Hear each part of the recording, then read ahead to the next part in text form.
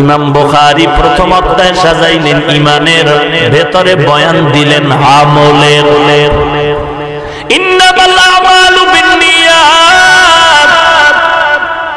ইমাম বুখারী কিতাবুল ঈমান সাজাইয়া আমলের গুরুত্বের বয়ান আর বয়ান আর বয়ান।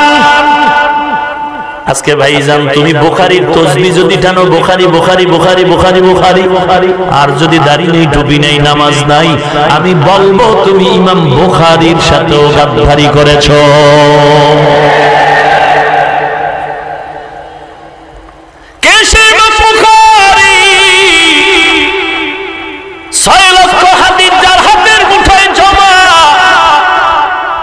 সেখান থেকে 4000 হাদিস বুখারীর মধ্যে ঢুকাইলেন। কেমনে ঢুকাইছেন জানো ভাই? একটা হাদিস লেখার আগে ওযু করলেন, গোসল করলেন, 2 রাকাত নফল নামাজ, রাহমাতুল লিল আলামিনের রওজার কিনারায় গিয়া মুরাকাবা করলেন। আল্লাহর পক্ষ থেকে কলবের ভিতরে জবাব আসলো, রে বুখারী, মুহাম্মদ ইবনে ইসমাঈল, তুমি যে হাদিসটা লেখার ইচ্ছা করছো লিখতে পারো, শুদ্ধ আছে, সহিহ আছে। ইমাম বুখারী হাদিস লেখলেন একটা, আর একটা লিখবেন আবার গোসল, আবার ওযু, আবার 2 রাকাত নামাজ, আবার মুরাকাবা, যেটাকে বলে সাধনা বা ধ্যান করা, রাসূলের রওজার পাশে বসে। এই বুখারীর মধ্যে ইমাম বুখারী 4000 হাদিস লিখতে গিয়া 4000 বার ওযু করলেন, 4000 বার গোসল করলেন, 4000 বার 2 রাকাত করে নামাজ পড়লেন, রাসূলের রওজায় গিয়া 4000 বার মুরাকাবা করলেন। এই ইমাম বুখারীর মুসলমান উম্মতের দল, হিংসার তো কিছু নাই রে ভাই। সবাই তো বগুড়ার দধি মজা, কিন্তু সবাই তো খেতে পারে না। সবাই খেতে পারেনি, কারণ কি? দধির মধ্যে ভেজাল না, পেটে ভেজাল। পেটের ভেজালে সবাই দধি খেতে পারে না। পেটের ভেজালে দধি খাইতে না পারলেও তো দধির বদনাম করা যাবে। বদনাম তো তোমার পেটে, দধির কোনো ভেজাল নাই। ভাইজান তুমি মাযহাব মানতে পারো না, ইমাম মানতে পারো না, এটা তোমার ব্যক্তিগত ভেজাল, মাযহাবের কোনো ভেজাল না। কারণ ইমাম আবু হানিফাকে আমরা মানতে গিয়ে রাসূলের আদর্শ থেকে বাহিরে যাই নাই। আমরা ইমাম আবু হানিফাকে মানি ততক্ষণ তার কথা নবীর তরিকা মতো থাকবে, যতক্ষণ। আমরা তো ইমাম আবু হানিফাকে কোন একজন সাহাবীর থেকেও মূল্যায়ন বেশি করি না। অতএব ভেজালের কিছু নাই রে ভাই। যারা মাযহাব মানেন না তাদেরকেও গালি দেওয়ার কোনো সুযোগ নাই। অনুরোধ করে বলছি, আপনার পথে আপনি চলবেন, আমার পথে আমি চলবো। আপনি বুকের উপরে হাত বেঁধে নামাজ পড়বেন, আল্লাহর কসম করে বলি আপনার সাথে আমার কোনো দূরত্ব নাই, হিংসা নাই, গালাগালি নাই।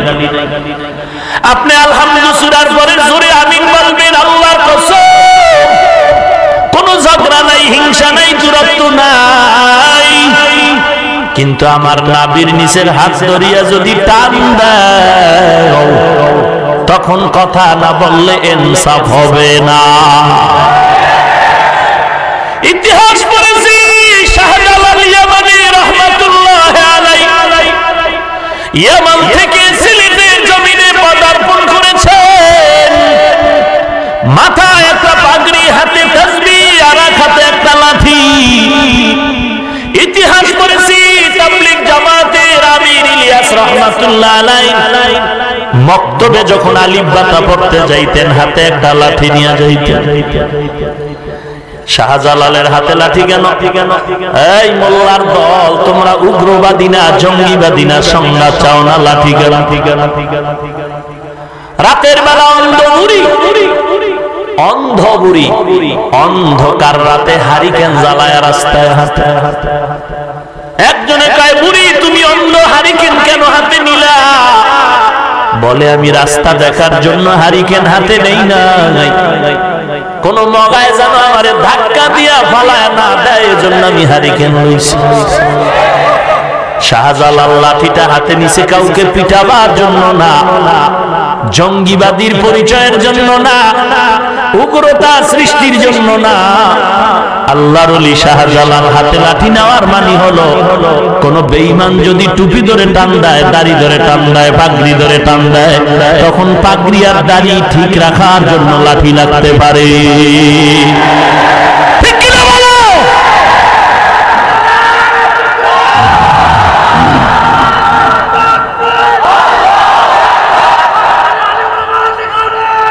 ভাইরা আমার, ভালো করে শুনো হে মুমিন, আমরা আলিয়ারে গালি দিছি, ভালো করে বলেন, স্কুল কলেজের বিরুদ্ধে বলেছি, বের করো আমার ইন্টারনেটের বয়ান। আমাদের ওলামায়ে কেরাম স্কুলকে গালি দেয়, কলেজের বিরুদ্ধে বলে, আলিয়ার বিরুদ্ধে বলে, তুমি কওমিকে গালি দাও কেন? ব্যাপার কি বলো? আমি পাঁচকল্লি টুপি মাথায় দিয়েছি, অন্য টুপিওয়ালাকে গালি দিয়েছি? খোদার কসম কোন হিংসাও ভেতরে? তুমি পাঁচকল্লি দেখলে মাথা গরম করো কেন? ব্যাপারটা কি? বুকে হাত যারা বাজে তাদের গালি দিয়েছি, তো নাবির হাত নিয়ে টানো কেন? যারা জোরে আমিন বলে গালি দিয়েছি, তা আমরা আস্তে আমিন বলি, তোমার অ্যালার্জি কেন? 8 রাকাত যারা তারাবি পড়ে গালি দিয়েছি, 20 রাকাত তারাবিকে গালি দাও কেন? মুহররম চলে গেল, আরবি নববর্ষ গেল না? কারবালা, কারবালা, হায় হোসেনের গোষ্ঠী চিৎকার করে বেলেট দিয়ে রক্ত ঝরালো। কথা বলেন না কেন? এই যে আরবি হিজরি সন, আরবি একটা হিজরি গণনা আছে না? জানা থাকলে বলুন তো, এই আরবি হিজরি সন পৃথিবীর সব মুসলমান মানে কি মানে না? না দ্বিমত করছে কেউ? এই আরবি হিজরি সনের গণনা শুরু রাসূলের হিজরত থেকে, আর এটা চালু করেছেন হযরত ওমর। কে? ওমর।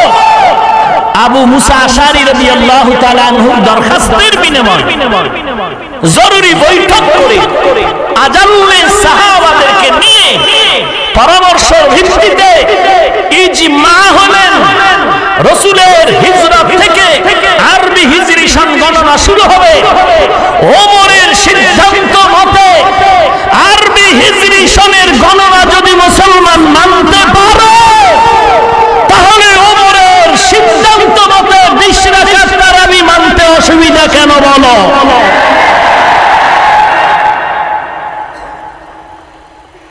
গালি দিছি, তুমি মাঠে বলছো, এখন আমার মাঠে না বললে উম্মত বিভ্রান্ত হয়। তুমি আমার কানে কানে কইলে আমিও তোমার কানে মুখে লাগাই দিতাম। যেহেতু তুমি মাঠ ঘোলাতে করেছো, 40 বছর 45 বছর বাংলাদেশের ইতিহাসে উম্মতেরা ছিল এক অভিন্ন, টুকটাক দ্বন্দ্ব বাইরে মসজিদের ভিতরে ছিল। এখন তো ভিতরে শুরু হয়ে গেছে ভয় ভয় ভয় ভয় ভয়, না জানি কয় যে আমরাই ইমামতি করব, আলেম ওলামা ইমামতির দরকার নাই, বের হয়ে যাও। খুব ভয় লাগে, কারণ মানুষের কেমনই যেন একটি ঘৃণা, অতিষ্ঠ আলেম ওলামাদেরকে দেখলেই যেন কেমন মনে করে, কারণ একটা শ্রেণী উম্মতকে আলেম থেকে আলাদা করার চক্রান্তে লিপ্ত হয়ে আছে। তবে ভালো করে রেকর্ড করো,